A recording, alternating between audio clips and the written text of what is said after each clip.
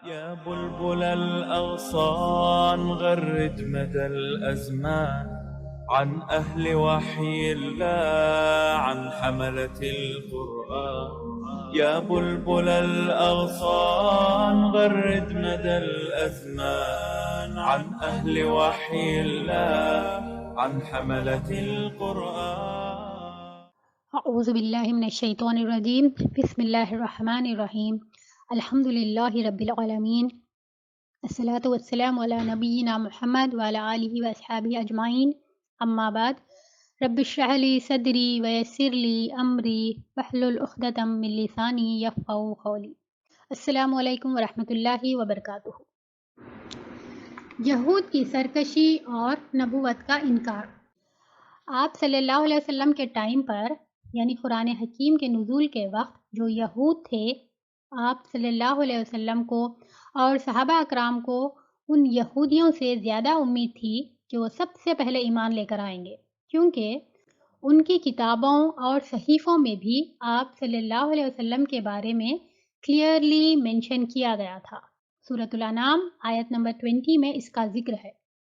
الذین آتیناہم الکتاب یعرفونہ کما یعرفون ابناءہم، وہ لوگ دی ہم نے ان کو کتاب، وہ پہچانتے ہیں اس کو جیسے کہ وہ پہچانتے ہیں اپنے بیٹوں کو۔ اس آیت کے نزول کے بعد حضرت عمر رضی اللہ تعالیٰ عنہ نے عبداللہ بن سلام رضی اللہ تعالیٰ عنہ، جو کہ پہلے ایک یہودی تھے اور بعد میں مسلمان ہو گئے تھے، سے سوال کیا کہ قرآن حکیم میں یہ بات ہے کہ تم لوگ آپ صلی اللہ علیہ وسلم کو ایسے پہچانتے ہو جیسے کہ اپنے بیٹوں کو، تو اس کی وجہ کیا ہے؟ تو عبداللہ بن سلام رضی اللہ تعالیٰ عنہ نے کہا کہ ہم آپ صلی اللہ علیہ وسلم کو اللہ تبارک و تعالیٰ کے بیان کردہ اوصاف سے پہچانتے ہیں جو ہماری کتابوں میں موجود ہے۔ حضرت زید بن ثنا رضی اللہ تعالیٰ عنہ نے بھی تورات اور انجیل کے بیان کردہ اوصاف سے ہی آپ صلی اللہ علیہ وسلم کو پہچانا۔ یہود کا مدینے کو آنا سیرت اور دیگر کتابوں کا خلاصہ یہ بات واضح کرتی ہے کہ یہود اپنا وطن اور ملک چھوڑ کر رسول اللہ صلی اللہ علیہ وسلم کی ولادت یعنی کہ 400 صدی پہلے ہی آ کر مدینہ میں بس گئے۔ اس وقت عرب میں کوئی نبی بھی نہیں تھے، لیکن یہود نے اپنے گھر مدینے میں بسانا شروع کیا۔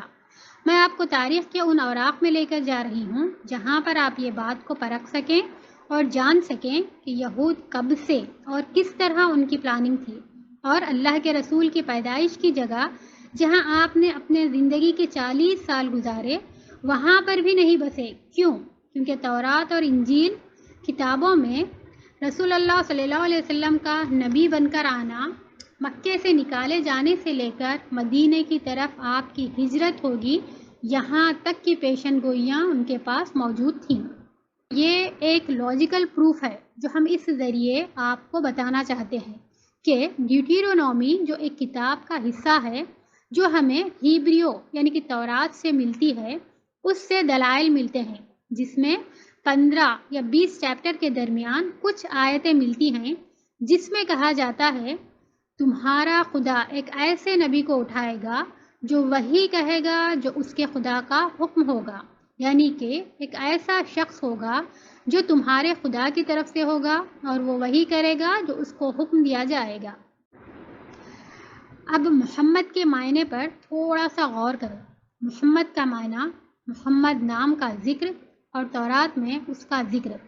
یہود کا آیتوں کو بدلنا، جیسا کہ ہبریو کا حصہ ہے سانگ آف سولومن اور ان کی آیت نمبر 16، یہ آیت واضح طور سے بتاتی ہے اس کا منہ یعنی کہ اس کا ماؤتھ سب سے زیادہ میٹھا ہوگا اور وہ سب سے زیادہ چہیتا ہوگا، سب سے زیادہ تعریف والا ہوگا۔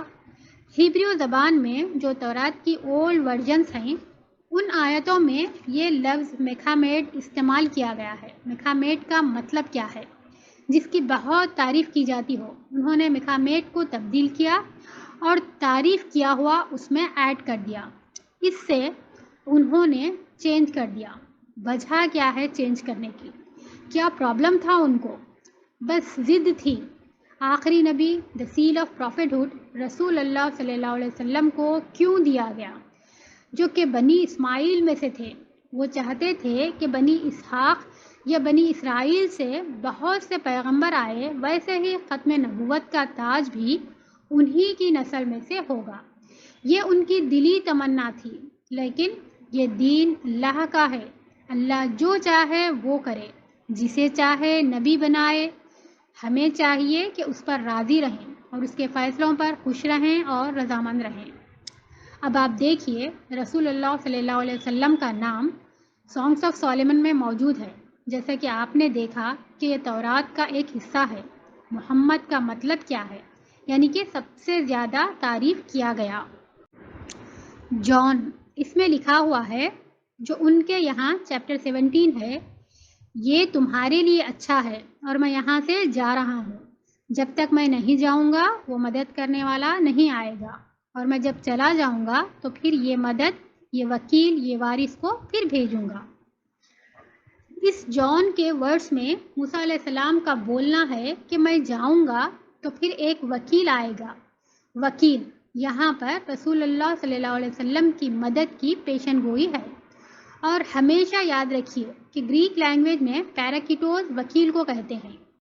اب ہم آپ کے سامنے یہ باتیں کیوں رکھ رہے ہیں؟ ہم آپ کے سامنے تورات کے وہ حصے ڈیکوڈ کر رہے ہیں جو کہ گریک لینگویج میں موجود ہے، کہ کس طرح انہوں نے باتوں کو بدلا، الفاظ کو چینج کیا اپنے معنی کے حساب سے۔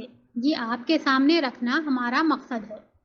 گریک لینگویج میں وکیل کو پیراکیٹوس کہتے ہیں۔ اس کے معنی بھی سب سے زیادہ تعریف جس کی جاتی ہے ان الفاظ کو کہا جاتا ہے۔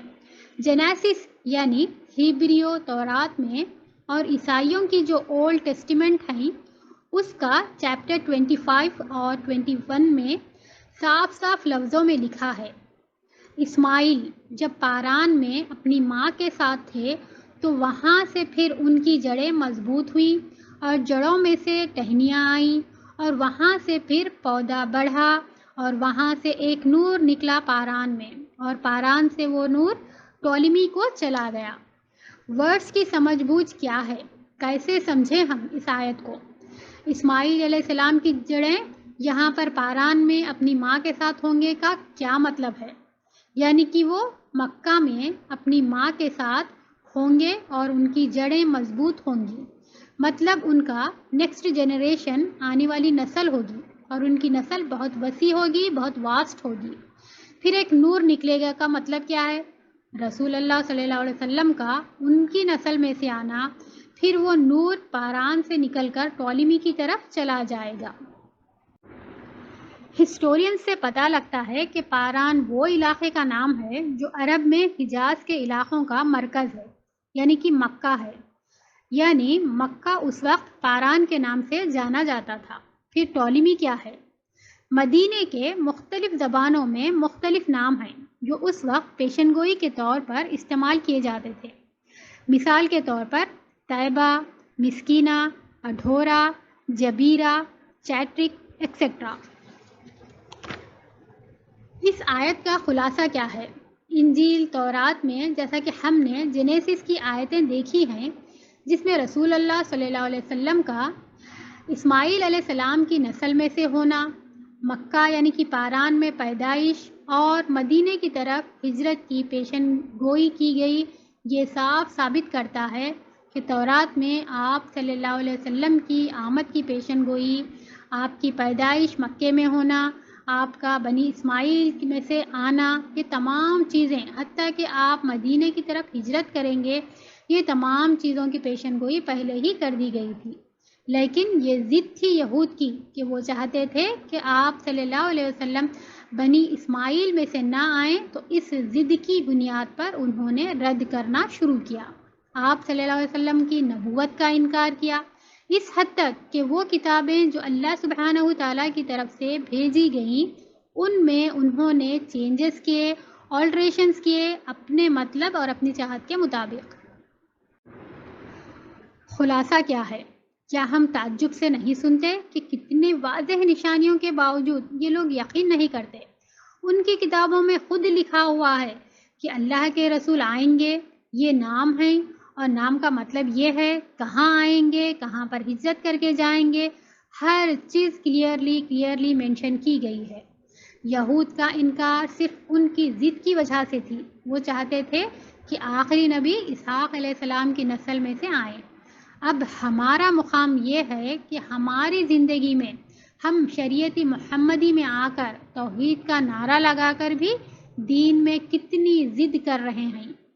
اللہ سبحانہ تعالیٰ سے دعا ہے کہ وہ ہم سب کو ان صفات سے بچنے کی توفیق عطا فرمائے اور قرآن کے احکامات کو جوں کا توں ماننے والے اور سنت رسول کے مطابق اپنی زندگی کو گزارنے والا بنائے۔ آمین یا رب العالمین۔